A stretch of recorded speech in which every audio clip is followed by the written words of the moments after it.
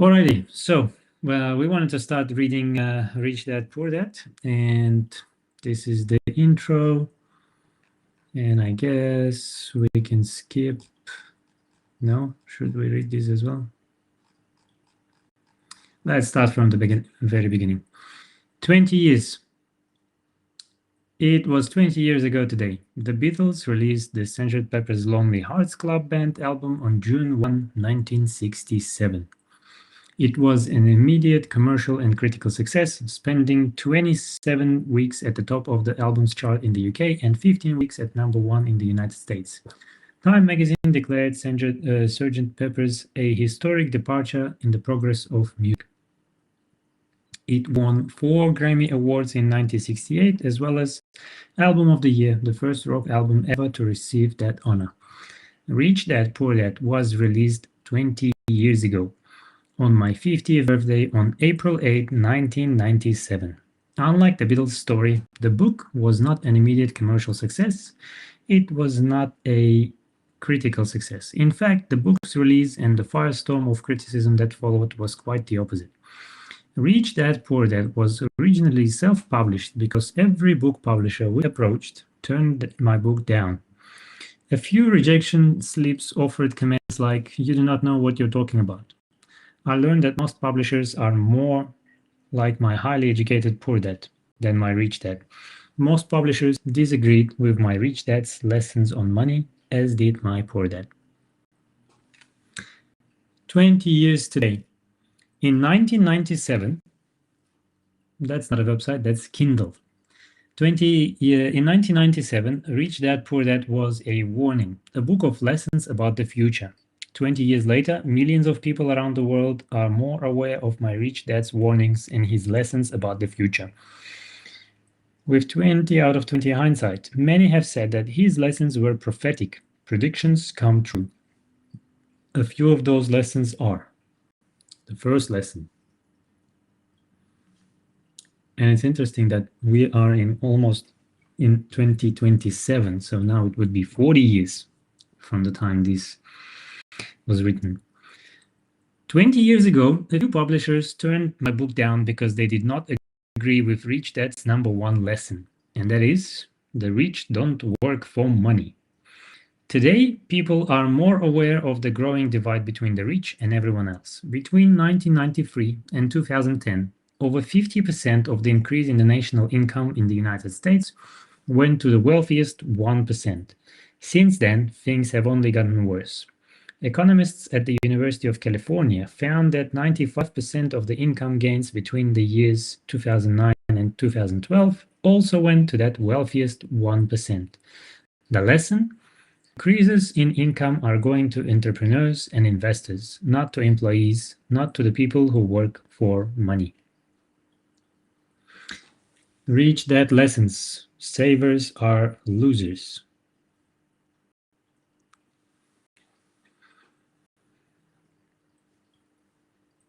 "20 years ago, most publishers vehemently disagreed with this lesson from Rich Dad.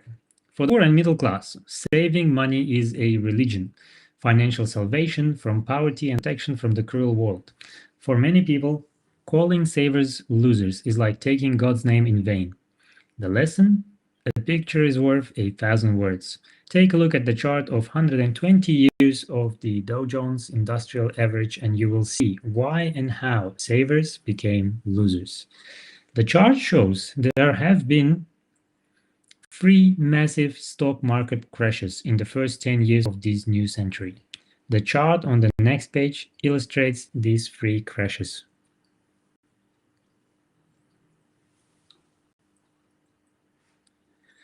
The first crash was the dot-com crash around the year 2000. The second and third crashes were the real estate crash of 2007, followed by a banking crash of 2008. And then obviously since then, you know that we also had the big crash of 2020, which was the COVID. The giant crash of 1929. When you compare the first 3 crashes of the 21st century to the giant crash of 1929, you gain a perspective of how truly giant the first 3 crashes of this century were. Printing money. The chart below shows that after each crash, the US government and the Federal Reserve Bank began printing money. And then obviously, interestingly, you know that the same thing happened in 2020 when COVID hit. What did the governments do? All the governments around the world started printing money. And what happens when they print money? There's more of it. And if you remember our conversation from Saturday, supply and demand. The more money you have circling in the economy, the less valuable it becomes. Between the years 2000 to 2016, in the name of saving the economy, the banks of the world kept cutting interest rates and printing money. While our leaders want us to believe they were saving the world, in reality, the rich were saving themselves and threw the poor and middle class under the bus. Today, interest rates in many countries are below zero, which is why savers are losers. Today, the biggest losers are the poor and middle class, the people who work for money and save money. Another lesson from the rich dad. Your house is not an asset. 20 years ago, in 1997, every publisher who sent me a rejection slip criticized Rich Dad's lesson that your house is not an asset. 10 years later, in 2007, when subprime borrowers began to default on their subprime mortgages, the world's real estate bubble burst, and millions of homeowners found out the truth in that lesson the hard way. Their house was not set. The real problem. Most people do not know that the real estate crash was not really a real estate crash. Poor people did not cause the real estate crash. The rich caused the real estate crash. The rich created financially engineered products known as derivatives, products Warren Buffett has called weapons of mass financial destruction. When the financial weapons of mass destruction started to explode, the real estate market crashed, and poor subprime borrowers were blamed. In 2007, there were an estimated 700 trillion in financial derivatives. Today, it is estimated there are 1.2 quadrillion in financial derivatives. In other words, the real problem has gotten bigger, not better. And obviously, we had another 20 years since the time that this introduction was written. Rich Dad lesson. Why the rich pay less in taxes. 20 years ago, a few publishers criticized Rich Dad Poor Dad for disclosing how and why the rich pay less in taxes. One stated that that lesson was illegal. 10 years later, in 2007, President Barack Obama was running for re-election against former Governor Mitt Romney. When it was disclosed that President Obama paid approximately 30% of his income in taxes and Governor Romney paid less than 13% in taxes, Mitt Romney began a downhill slide that would cost him the election. Taxes, again, were a focal point in the 2016 US presidential election.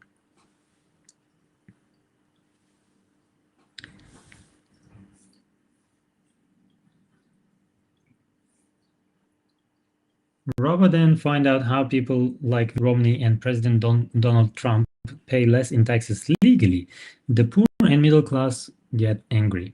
While President Trump promises to reduce taxes for the poor and middle class, the reality is the rich will always pay less in taxes. The reason the rich pay less in taxes goes back to Rich Dad's lesson number 1. The rich don't work for money. As long as a person works for money, they will pay taxes. Even when presidential candidate Hillary Clinton was promising to raise the taxes on the rich, she was promising to raise the taxes on those with high incomes, people like doctors, actors, and lawyers, not the real rich. And here I think it's worth reminding that Elon Musk, for example, doesn't work for income. His official income at Tesla is $1 a year. And that's only because that is the official minimum that is allowed. 20 years ago, although Rich Dad Poor Dad was not an immediate success like the Beatles' Sgt. Pepper's album, Rich Dad Poor Dad did make the New York Times bestseller list by the year 2000 and stayed on that list for nearly 7 years. Also in the year 2000, Oprah Winfrey called, "I was on Oprah for the entire hour, and as they say, the rest is history." Rich Dad Poor Dad has become the #1 personal finance book in history, with sales of the Rich Dad series of books estimated at nearly 40 million copies worldwide. Was there really a Rich Dad?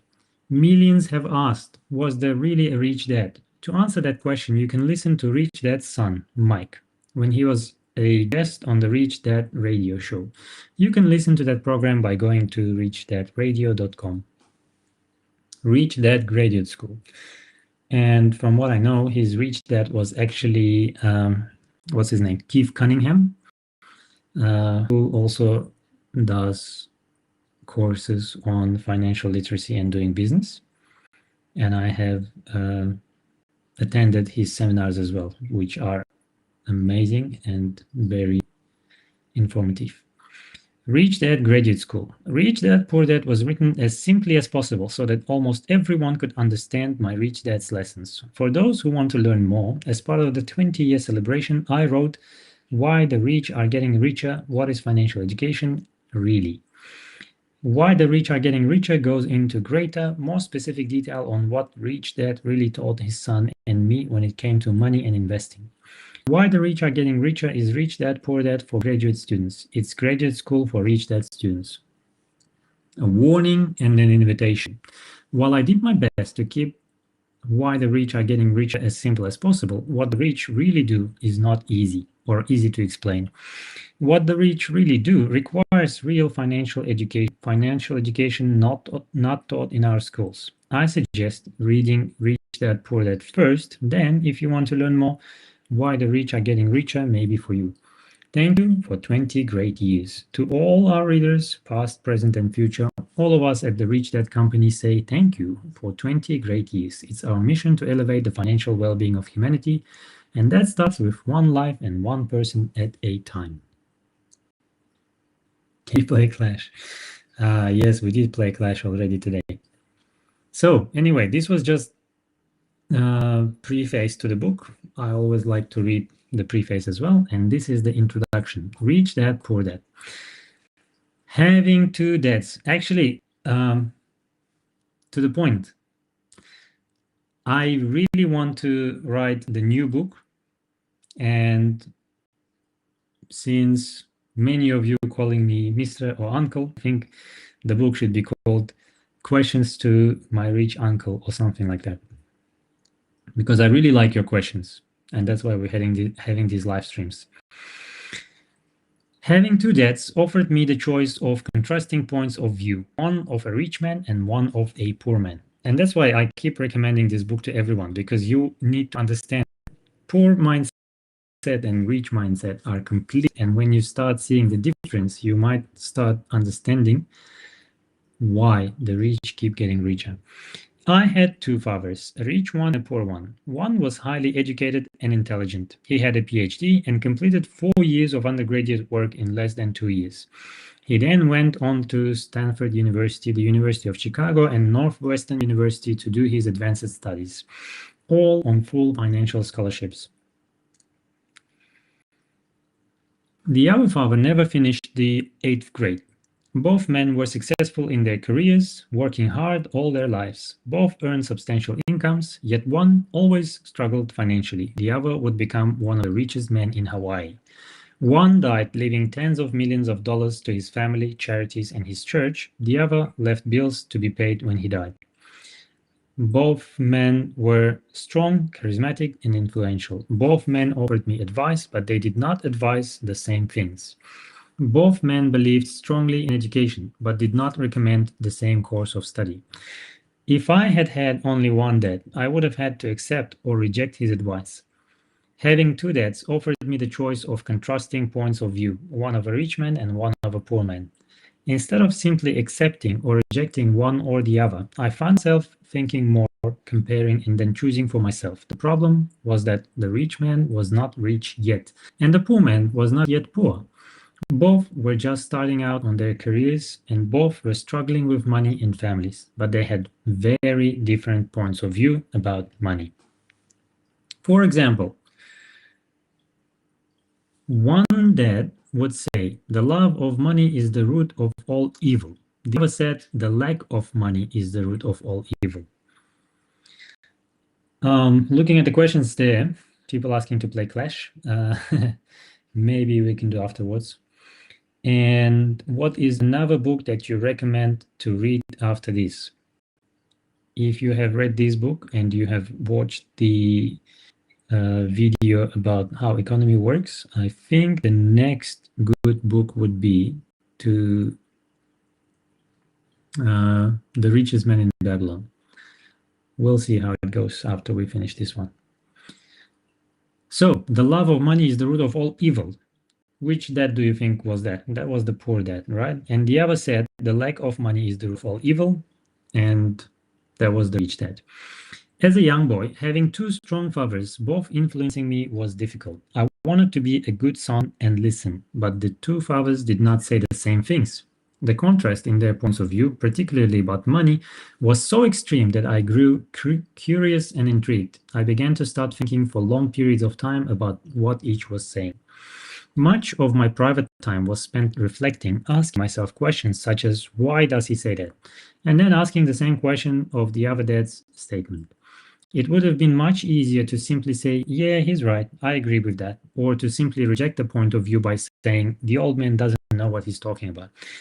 Instead, having two dads whom I loved forced me to think and ultimately choose a way of thinking for myself. As a process, choosing for myself turned out to be much more valuable in the long run than simply accepting or rejecting a single point of view. One of the reasons the rich get richer, the poor get poorer, and the middle class is that the subject of money is taught at home, not in school. Most of us learn about money from our parents. So what can poor parents tell their child about money? They simply say, stay in school and study hard. The child may graduate with excellent grades, but with a poor person's financial programming and yes, Mr. Audible. So I hope you're starting to see the point that I'm trying to bring across to many people. 20 years ago today, the dead clock. Fast forward 20 years, and the US national is beyond staggering. At press time, it's nearly trillion. That's trillion. Sadly, money is not taught in schools. That would actually, I was wondering, do you really not get taught about money at all? Like how to focus, how money works, what money is? Do we have subjects like that at school? Schools focus on scholastic and professional skills, but not on financial skills. This explains why smart bankers, doctors, and accountants who earned excellent grades may struggle financially all of their lives. Our staggering national debt is due in large part to highly educated politicians and government officials making financial decisions with little or no training in the subject of money. Today, I often wonder what will happen when we have millions of people who need financial and medical assistance. They will be dependent upon the government for financial support. What when Medicare and Social Security run out of money? How will a nation survive if teaching children about money continues to be left to parents, most of whom will be or already are poor? Because I have financial fathers, I learned from them. I had to think about each dad's advice, and in doing so, I able insight into the power and effect of one's life. For example, one dad had a habit of saying, I can't afford it. The other dad forbade those words to instead I ask, how can I afford it? One is a statement and the other question. One lets you off the hook and the other forces you to think. My soon-to-be rich dad explained that by automatically saying the words, I can't afford it, your brain stops working. By asking the question, how can I afford it, your brain is put to work. He did not mean that you should buy everything you want. He was fanatical exercising your mind, the most powerful computer in the world. He'd say, my brain gets stronger every day because I exercise it. The stronger it gets, the more money I can make. He believed that automatically saying I can't afford it was a sign of mental laziness. Although both dads worked hard, I noticed that one had a habit of putting his brain to sleep when it came to finances, and the other had a habit of exercising his brain. The long-term result was that one dad grew stronger financially and the other grew weaker.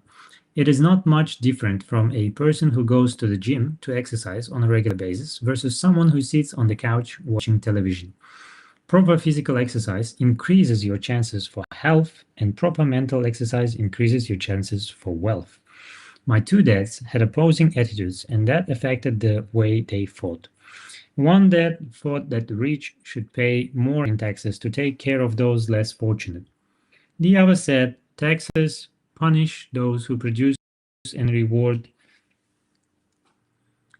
taxes punish those who produce and reward those who don't produce.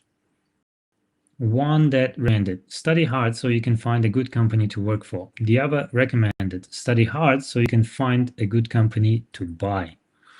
One that said, the reason I'm not rich is because I have you kids. The other said, the reason I must be rich is because I have you kids. Hello, hello. One encouraged talking about money and business at the dinner table, while the other forbade the subject of money to be discussed over a meal. One said, when it comes to money, play it safe, don't take risks. The other said, learn to manage risk. One believed, our home is our largest investment and our greatest asset. The other believed, my house is a liability, and if your house is your largest investment, you're in trouble. Both dads paid their bills on time, yet one paid his bills first, while the other paid his bills last. 20 years ago today. Let's just, yes, that's the book that I recommended and that Allah has read already. So let's finish this chapter and we should be done by 9 p.m. 20 years ago today, your house is not an asset. The 2008 housing market crash was a clear message that your personal residence is not an asset. Not only does it not put money in your pocket, but we cannot count on the fact that it will go up in value. Many houses in 2017 are still worth less than they were in 2007. Thanks for asking. Yeah, I'm well, although I'm tired. And I still have another meeting at 9 p.m. One that company or the government taking needs. He was always concerned about pay raises, retirement plans, medical benefits, sick leave, vacation days, and other perks. He was impressed with two of his uncles who joined the military and earned a retirement entitlement package for life after 20 years of active service. He loved the idea of medical benefits and he expressed privileges the military provided its retirees. He also loved the system available for the university. The idea of job protection for life and job benefits seemed more important at times than the job. He would often say, I have worked hard for the government and I'm entitled to these benefits.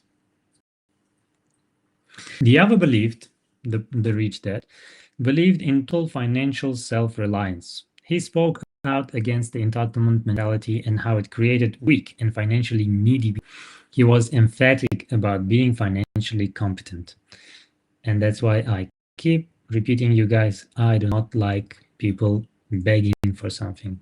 And I don't like even more, thanks Mushtaba for the rose. I don't like even more people who feel entitled to stuff. People that think that they are entitled to something. One dad struggled to save a few dollars. The other created investments. One dad taught me how to write an impressive resume so I could find a good job. The other taught me how to write strong business and financial plans so I could create jobs. So why do you think I teach you guys how to pitch your ideas in my entrepreneurship class? Being a product of two strong dads allowed me the luxury of observing the effects different have on one's life. I noticed that people really do shape their lives through their thoughts. For example, my poor dad always said, I'll never be rich, and that prophecy became reality. My rich dad, on the other hand, always referred to himself as rich. He would say things like, I'm a rich man, and rich people don't do this. Even when he was flat broke after a major financial setback, he continued to refer to himself as a rich man. He would cover himself by saying that there's a difference between being poor and being broke. is temporary, poor is eternal. My poor dad would say, I'm not interested in money, or money doesn't matter. My rich dad always said, money is power. The power of our thoughts may never be measured or appreciated, but it became obvious to me as a young boy that it was important to be aware of my thoughts and how I express myself. I noticed that my poor dad was poor not because of the amount of money he earned, which was significant, but because of his thoughts and actions. As a young boy, having two fathers, I became acutely aware of being careful about which thoughts I chose to adopt as my own. Should I listen to my rich dad or to my poor dad? And I would actually highlight these guys. It's really important to know which thoughts to accept as your own.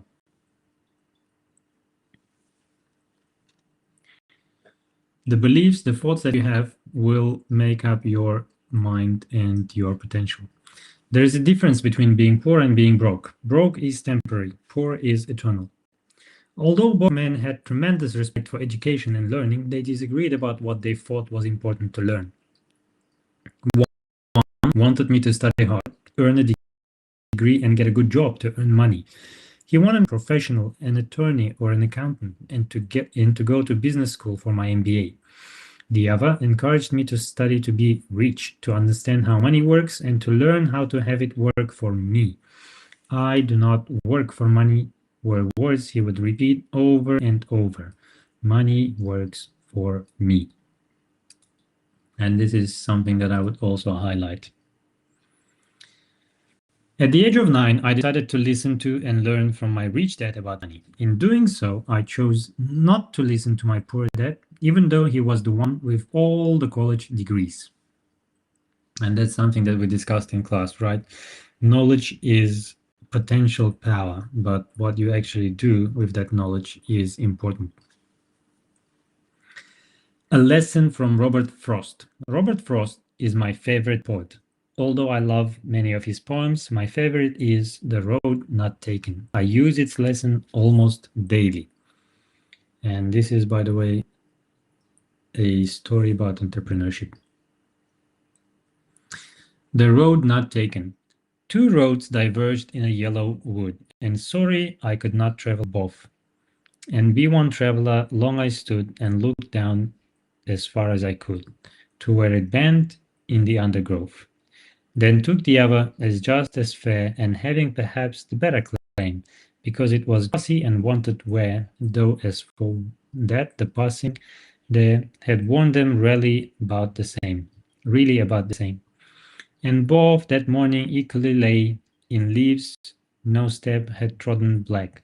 Oh, I kept the first for another day, yet knowing how way leads on to way, I doubted if I should ever come back. I shall be telling this with a sigh. Somewhere ages and ages hence, two roads diverged in a wood. I took the one less traveled by, and that has made all the difference. Basically, the story of taking the usual route that everyone else takes, or doing something different, something that no one else does. And that's the choice I would like to give you guys, to take the road not taken by most, to try and do something different, be the 1%. To be the 1%, you need to do what the other 99% wouldn't do. And that has made all the difference. Over the years, I have often reflected upon Robert Frost's poem. Choosing not to listen to my highly educated dad's advice and attitude about money was a painful decision, but it was a decision that shaped the rest of my life. Once I made up my mind about whom to listen to, my education about money began. My rich dad taught me over a period of 30 years until I was 39 years old. He stopped once he realized that I knew and fully understood what he had been trying to drum into my often thick skull. Money is one form of power, but what is more powerful is financial education. Money comes and goes, but if you have the education about how money works, you gain power over it and can begin building wealth. The reason positive thinking alone does not work is because most people went to school and never learned how money works, so they spend their lives working for money. Because I was only 9 years old when I started, the lessons my rich dad taught me were simple. And when it was all said and done, there were only six main lessons repeated over 30 years. This book is about those six lessons. Put as simply as possible, just as simply as my rich dad put forth those lessons to me.